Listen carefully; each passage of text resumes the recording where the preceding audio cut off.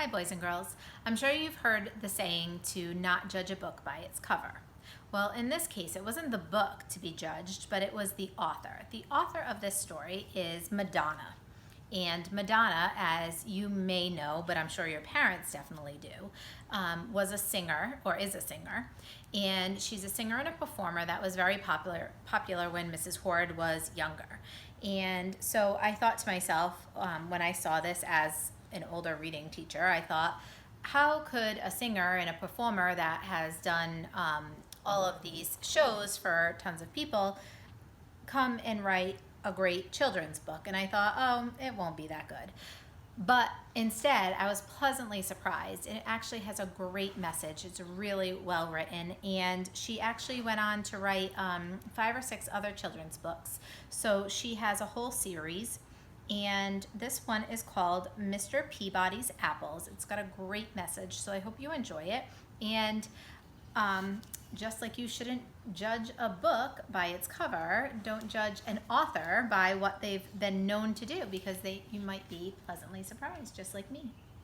Mr. Peabody's Apples by Madonna.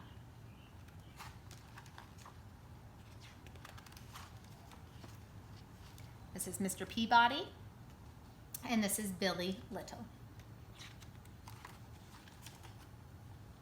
And this is their town, Hattville.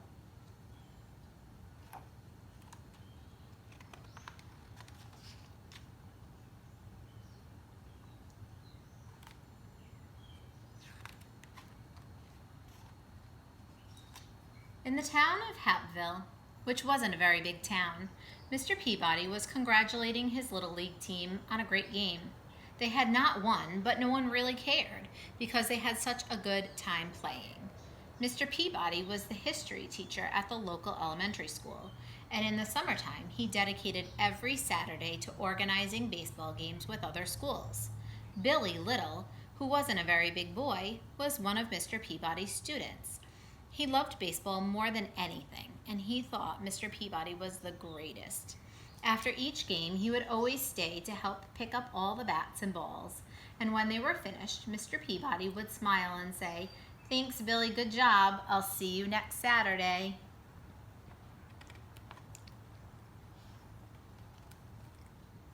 Then he would start his walk home along the main street of Hattville, which wasn't a very big street, waving hello to everyone he knew, and everyone would wave hello back.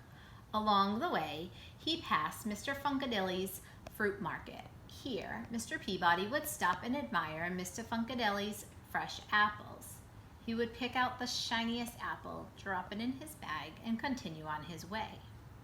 Across the street, Tommy Tittlebottom watched with curiosity as Mr. Peabody walked away with the apple.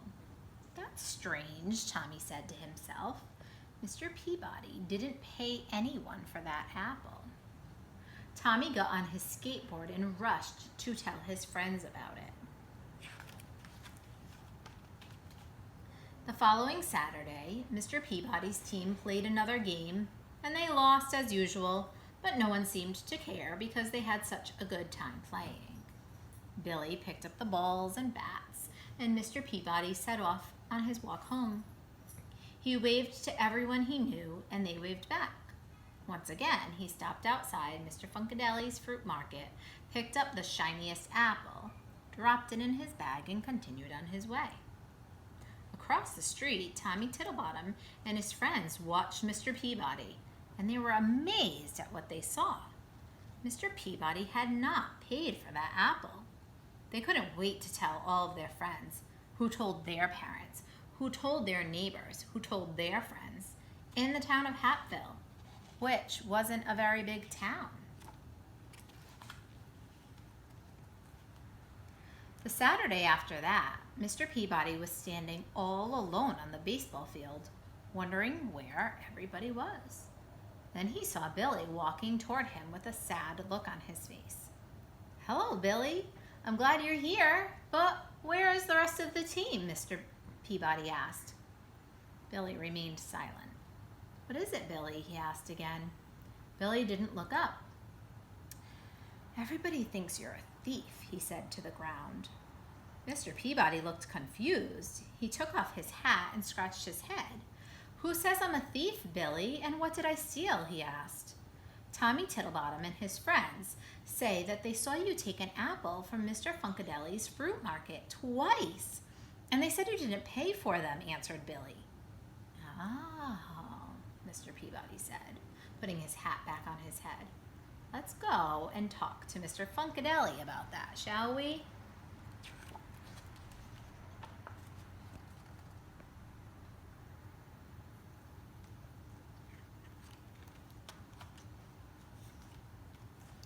They walked down the main street, which wasn't a very big street, and Mr. Peabody waved to all the people he knew, and now some of them didn't wave back. They just pretended they didn't even see him. They finally arrived at Mr. Funkadeli's fruit market. Out popped Mr. Funkadeli, who said, "Hey, what are you doing here, Mr. Peabody? Why aren't you at the game?" "There wasn't a game today," said Mr. Peabody, "and I was wondering if I could take my apple earlier than usual." "Sure, why not?" replied Mr. Funkadeli. "You pay for them every Saturday morning when you pick up your milk. You can take them whenever you'd like." "You want that big shiny one, Mr. Peabody?" Mr. Peabody took his apple, smiled, and offered it to Billy. "I would like to take that apple, Mr. Peabody, but have to go and find Tommy and explain everything," said Billy. "When you find him, ask him to come over to my house. I would like to speak to him too," replied Mr. Peabody. A little while later, Billy found Tommy and told him what had happened with the apples. He told Tommy that Mr. Peabody wanted to speak to him right away. So off Tommy ran, and when he arrived, he rang the doorbell, and Mr. Peabody came to the door. They looked at each other for a while. "Oh dear, Mr. Peabody," said Tommy on the doorstep. "I didn't understand. I should not have said what I said, but it looked like you hadn't paid for the apples." Mr. Peabody's eyebrows went up a little, and he felt a warm breeze blow across his face. It doesn't matter what it looked like. What matters is the truth. Tommy looked down at his shoes and said, "I'm so sorry. What can I do to make things better now?" Mr. Peabody took a deep breath and looked up at the small cloud that was in the sky and said, "I'll tell you what, Tommy. Meet me at the baseball diamond in 1 hour and bring a pillow stuffed with feathers." "Okay," said Tommy, who then ran off to his house to get a pillow. An hour later, Tommy met Mr. Peabody at the pitcher's mound. "Hello, Tommy," said Mr. Peabody. "Follow me and bring your pillow." Tommy followed Mr. Peabody to the top of the bleachers, wondering what all this was about. "It's a windy day, isn't it?" asked Mr. Peabody when they reached the top. Tommy nodded his head in agreement. "Here's a pair of scissors. Now cut that pillow in half and shake the feathers out." Tommy looked confused, but he did it anyway. He thought it was a small price to pay to gain Mr. Peabody's forgiveness. The wind carried the thousands of feathers far and wide.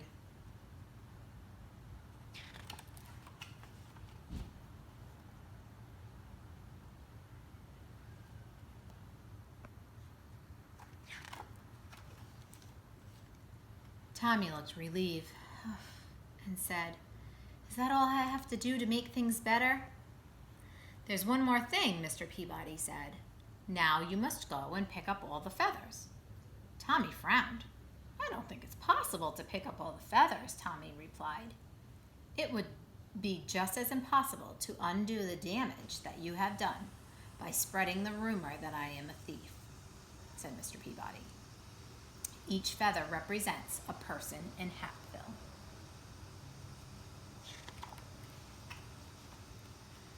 There was a long pause as Tommy began to understand what Mr. Peabody was saying.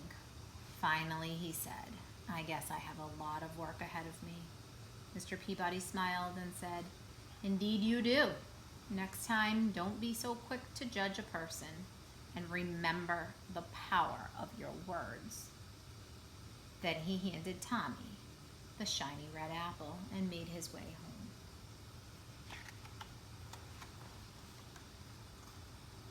The